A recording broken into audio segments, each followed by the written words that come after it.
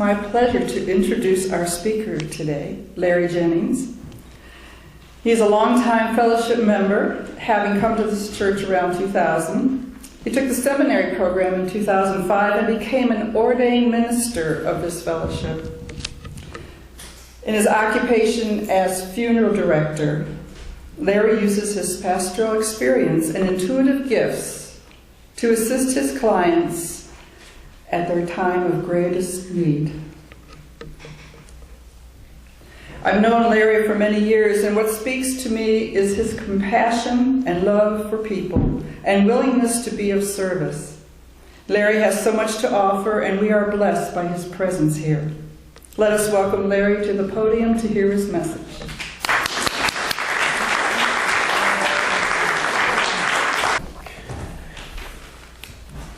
Good morning. Good morning.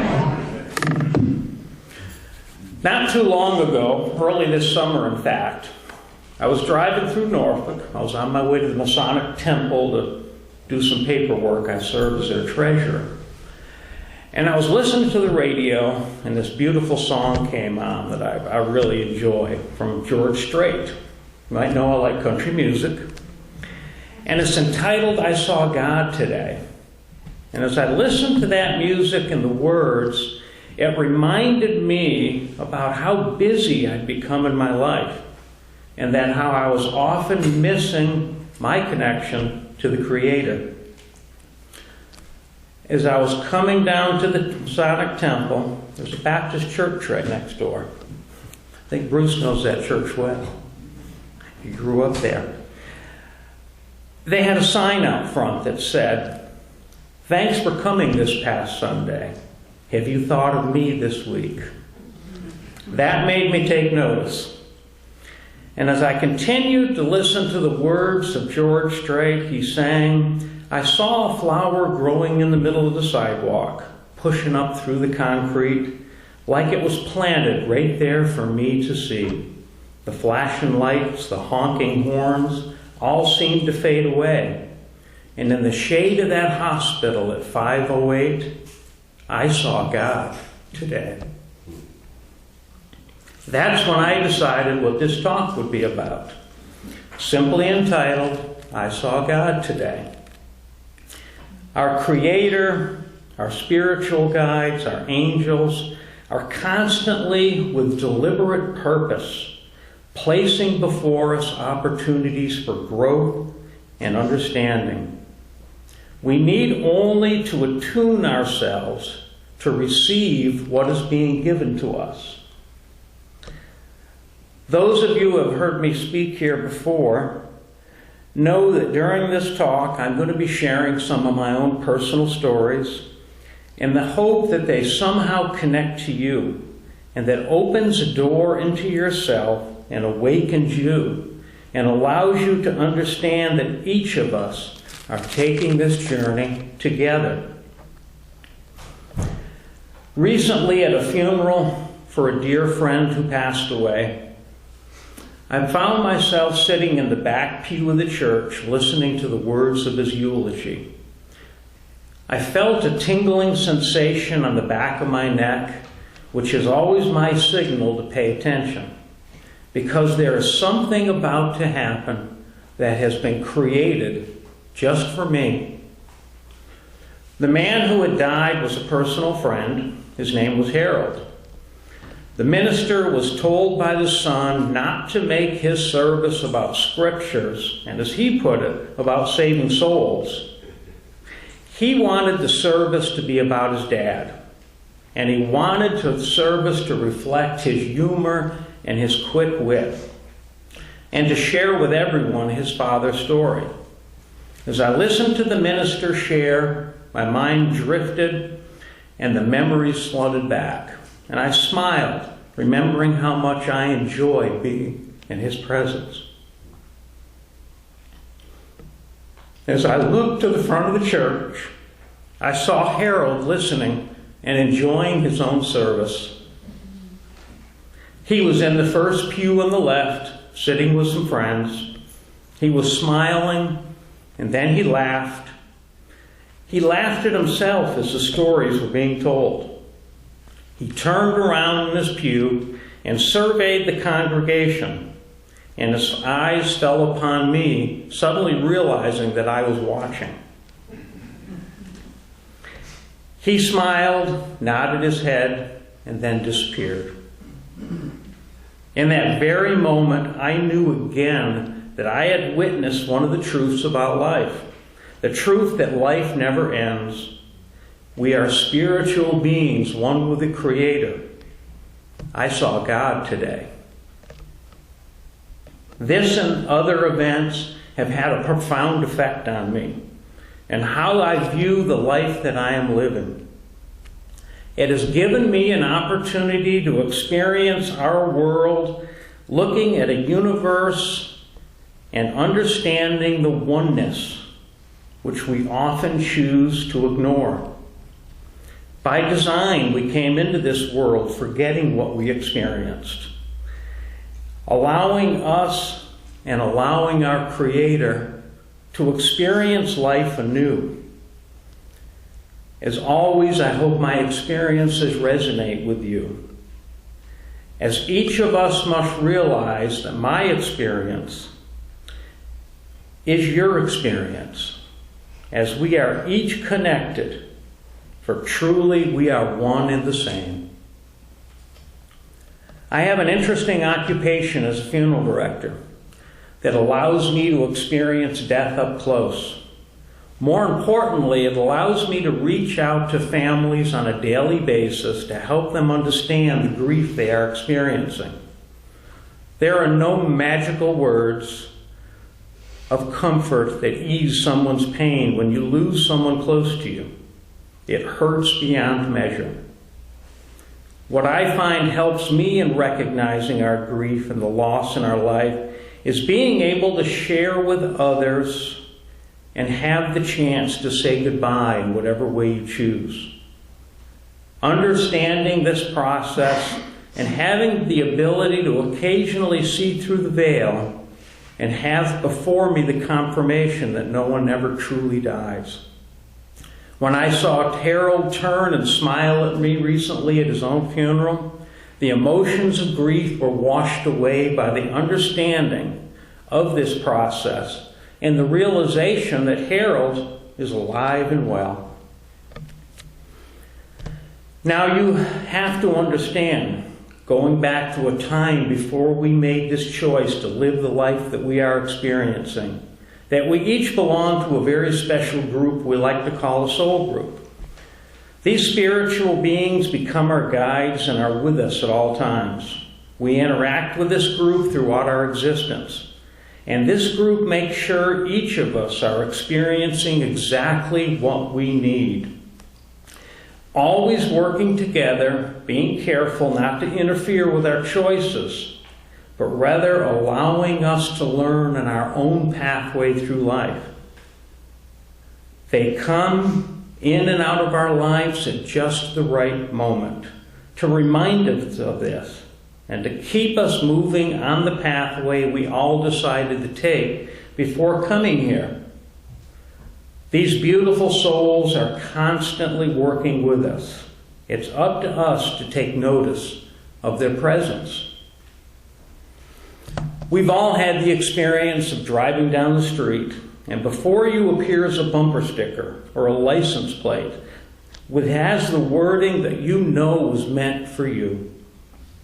I remember exiting the interstate at Newtown Road and feeling tired after a long stretch of work, and it was finally going to be my weekend off. And lo and behold, I was actually going to be off.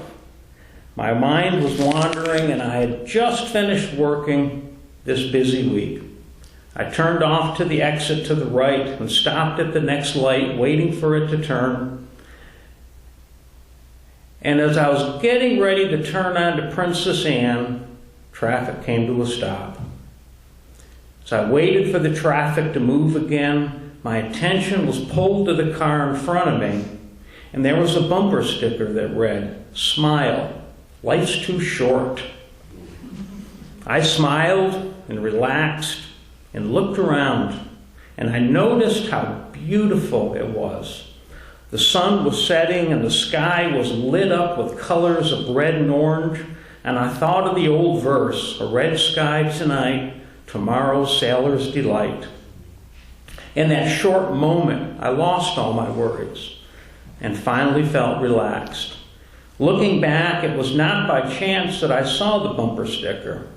Rather, circumstances were presented to me so I would have the opportunity to see it. Whether I noticed it or not was entirely up to me. I truly love my guides, and I always try to notice, even in the smallest moment, the impact they have on me in my soul's journey.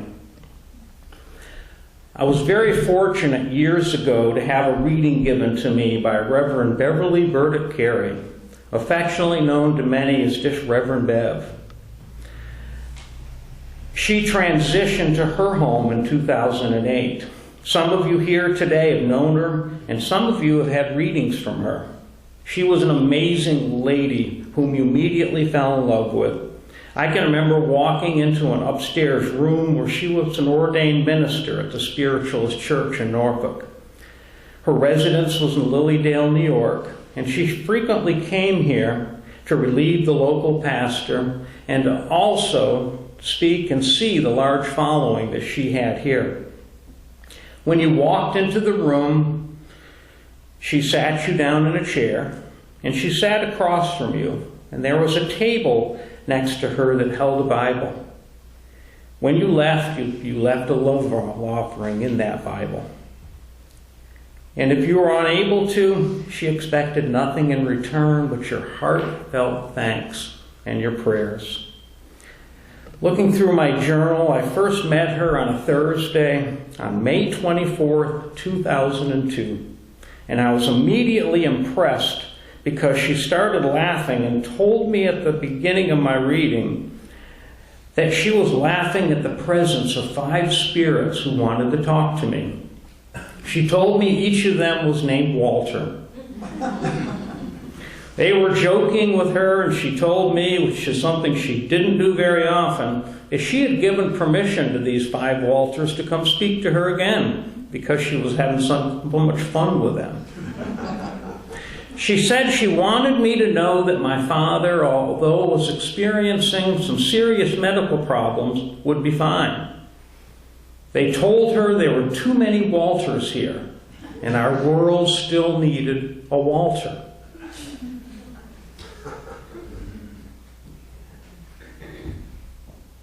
He was not needed there, and I was told he would live for many more years. I was stunned, and it must have showed because Reverend Bev said, "Are you okay?" And I explained to her that my father's name was Walter, and this was a family name, and that I could name the 5 Walters that were there with her. My father was 84 years old when I had this reading, and he recovered from his illness and lived until his 90th year.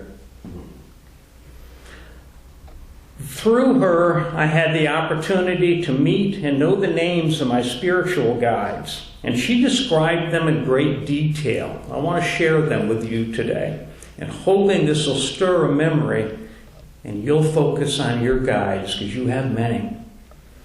The first one she told me was my joy guide, and her name was Henrietta, but she preferred to be called Etta. She appears as a young girl with dark brown eyes and dark hair. She's missing some of her teeth, but assured me that they would grow back. She was large for her age, and she was skip roping. And she said to call her any time, for she will make me laugh. For laughter is a great healer. My guardian guide, she told me, is a Native American called Big Ram. He is a very large man, about my height, but with massive shoulders, and appears very strong. He told me that he loves water, and he will meet me at the lake. He tells me he is there to protect me from the outside forces in myself. Before this reading, I often would meditate and take myself down a path to a lake, and there'd always be a Native American canoeing up to me, and he would speak to me and we would talk. Now I know to call him Big Ram. My healer guide is Dr. Yvonne, a French woman in her last incarnation. She was not allowed to be a doctor at that time, but she says she will be in her next life. She is a healer from France and would simply like to be called doctor. I was told my teacher guide is Dr. Arthur. He would not tell me his last name, but says he would reveal it in meditation. He is a slender built and very tall and has an English accent and was a very wise and learned man. I was told that my master's guide is Claudia, and she asked that it be pronounced Claudia. She told me that she was a high-level teacher, and there is nothing she will not do to help me learn. She has a beautiful aura around her, and the colors seem to dance. She has dark curly hair and a heart-shaped face with beautiful dark eyes. She related the story of a past life that we shared together. During the Roman Empire, at the beginning of what she called the Christ religion, we were brother and sister. Twins, to be exact. My name was Claudia, and hers was Claudia. I was poisoned at a very young age. Claudia was devastated by my loss, and we were very close, and she grieved her entire life. She says our parents did not seem to care.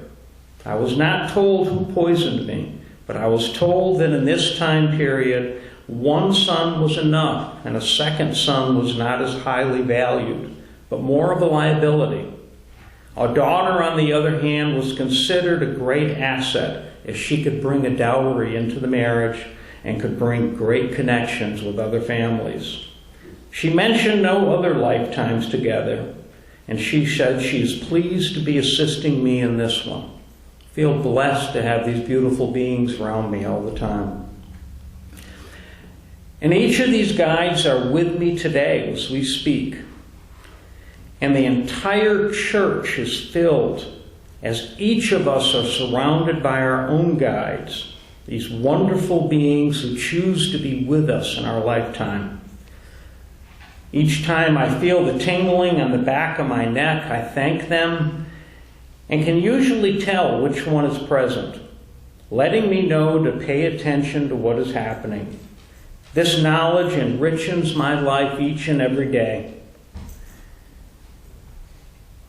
It also acknowledges to myself that I'm never alone, for I and all of us are always in the presence of our Creator. We are so much more than what we perceive. We are of the whole, not separate as we often think. Looking back at this time with Reverend Bev stands out again as a defining moment in my life and opened the doors to me to be able to converse with these beautiful souls who surround us daily. Their love and their guidance are treasured. And when I see Reverend Bev's face in my mind, I truly know that I saw God today. Sometimes these experiences happen in the simplest moments. For example, recently I was at our neighborhood swim club, sharing an evening with my 3 daughters and 10 of our 14 grandchildren. I was standing at the edge of the pool when a beautiful butterfly appeared near me and several of the kids. She was black and had red markings on her wings, and she circled around several of the grandchildren and then changed directions and flew around me several times. When she left me, she immediately flew to the shallow children's pool and found my granddaughter Caroline playing in the water. I knew this was special, as my guides were awakening me. And as my oldest granddaughter stepped up to me, Taylor is very open to spirit, I asked Taylor, "Did you see that butterfly? Do you know what it means?" Taylor looked at me and simply jumped in the pool. Looking back at this time and reflecting on its meaning, I could not help but understand that this beautiful being came to us with a purpose and brought joy to all of us. Its only purpose may have been simply to remind us to stop what we are doing and enjoy the beauty of this beautiful world we live in. It is in life's simplest moments that again we can say, "I saw God today." Last month, I was arriving to meet a family at St. Charles Cemetery in New York City. I had left the funeral home about 3 a.m. and arrived at the gates of the cemetery around 10 a.m. We were having a graveside service at noon and then were returning to Virginia Beach. The lady we were burying had a wonderful life, and I was meeting her family and a local priest for her committal service and the blessing of her grave. As we arrived at the cemetery and passed through the gates, I heard my name being called from a distance. It was a woman's voice, and it sounded like she was far away, and she simply said, "Larry, Larry." It certainly got my attention, as I was in the hearse with my traveling partner Tom, and we were the only ones there except Mrs. Williams, riding comfortably in the back, lying in her casket. Tom, being a devout member of the Church of God, had heard nothing, and I certainly couldn't tell him what I had heard. The voice continued to call my name, and I paid it no attention, because I was behind the wheel. I pulled into the cemetery and pulled to the side of the road and went into the office and took care of my paperwork. We then waited outside by the hearse for the family and the priest to arrive. I told Tom, "Why don't you be comfortable and go sit in the hearse a few minutes with the air conditioning on?" And I finally had a moment to be alone. I stood outside the hearse and quietly let myself slip away. And soon I had that tingling sensation on the back of my neck. I then asked for whoever was calling me to please return. Soon the voice returned. Again called Larry. This time I was prepared. I asked, "Who was asking for me?" And the woman's voice replied, "It's about time you have to get ready."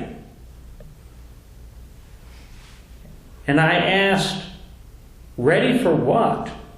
And she answered, "It's Dorothy, you moron. You've been driving me around for hundreds of miles." Okay. I didn't know how to answer. But my whole body was lit up with energy from head to foot. "Moron," I said. "Yes, I've been trying to get your attention for the last 100 miles. You've got to get ready. And all I want you to do is say 3 Hail Marys." I thought to myself, I'll tell the priest when he arrives. And then I prepared for his arrival. I waited for the family. I got the holy water ready. And everything was set except the priest hadn't arrived. It was getting close to time to process to the grave when a lady from the cemetery office came out and said the priest called and he wouldn't be able to come.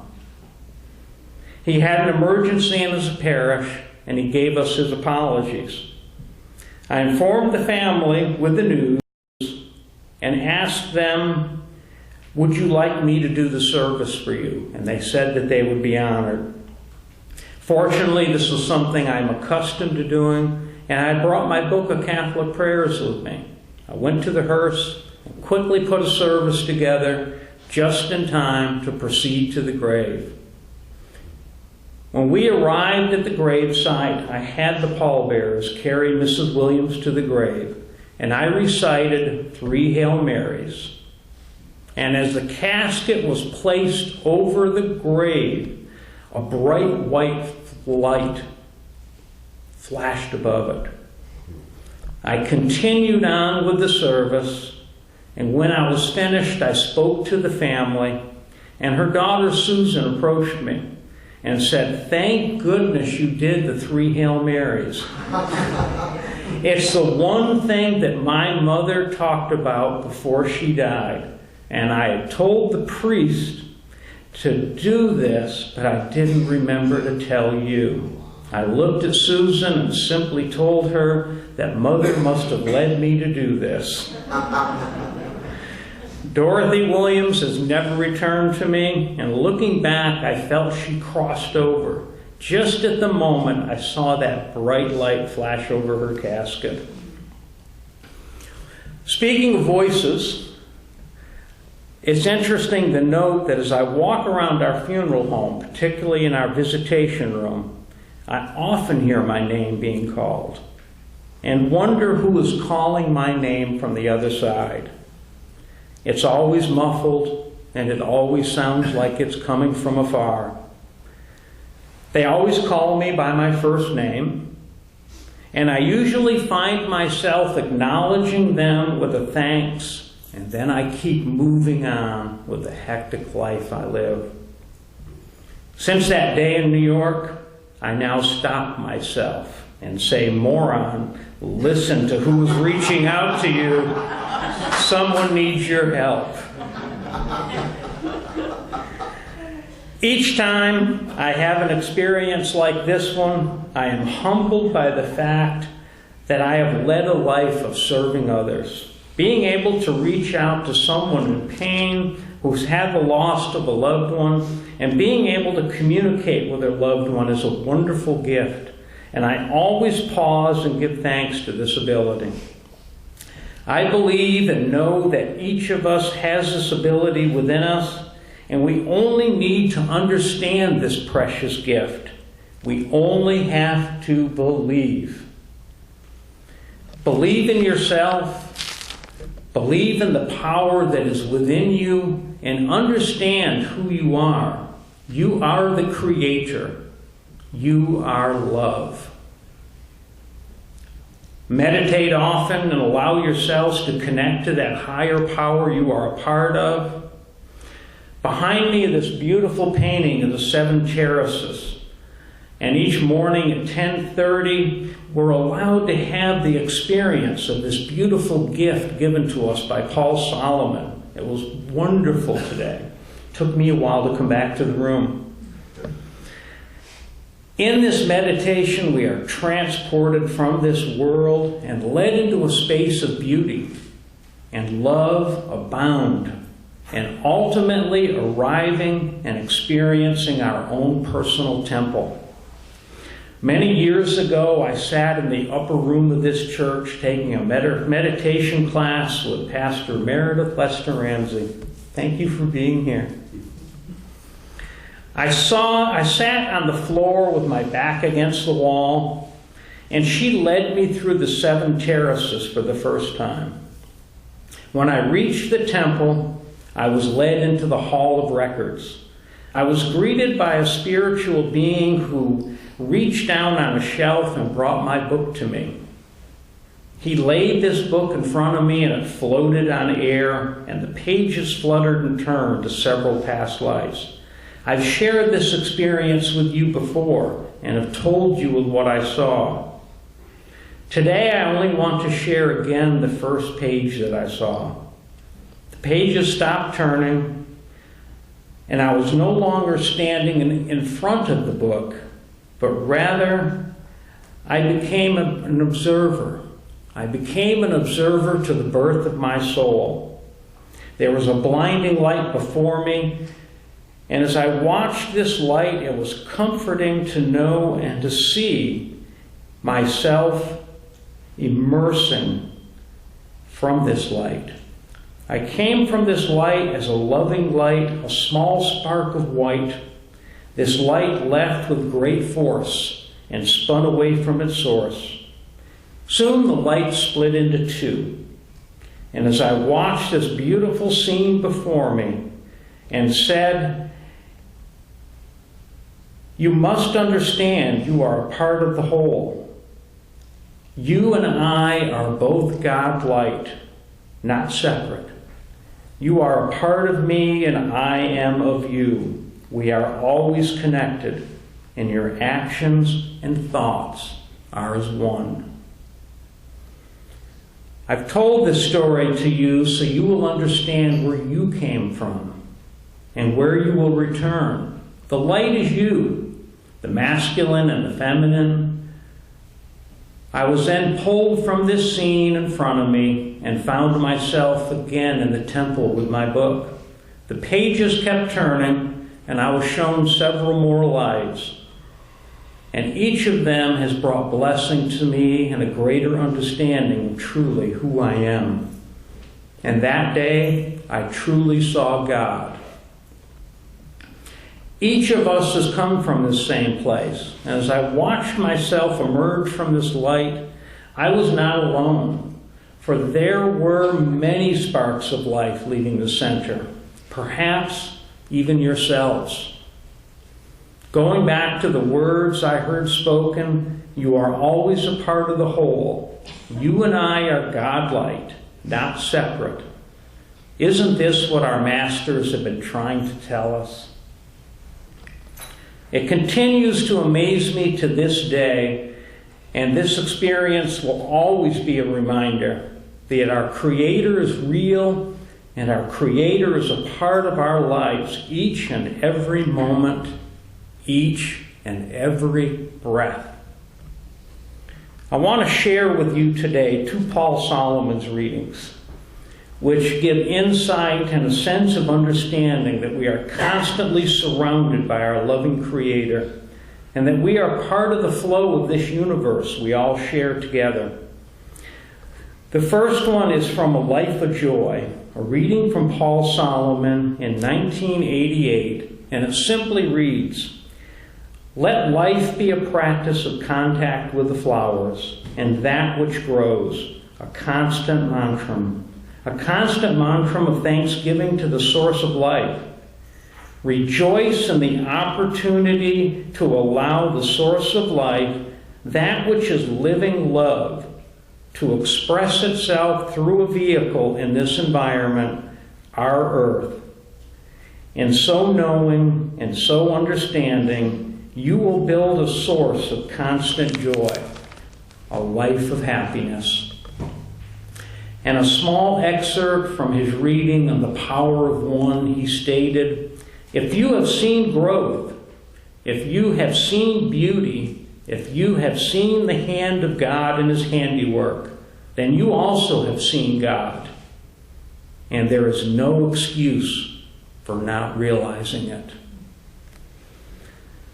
For years, I have been journaling my experiences, be they the wow factor or the everyday events in life, such as looking back when I was working on this talk and being reminded that my daughter Ashley graduated from Larkspur Middle School with an average of 3.5. I hadn't thought about that in years. Ashley is, make a guess, 32 now?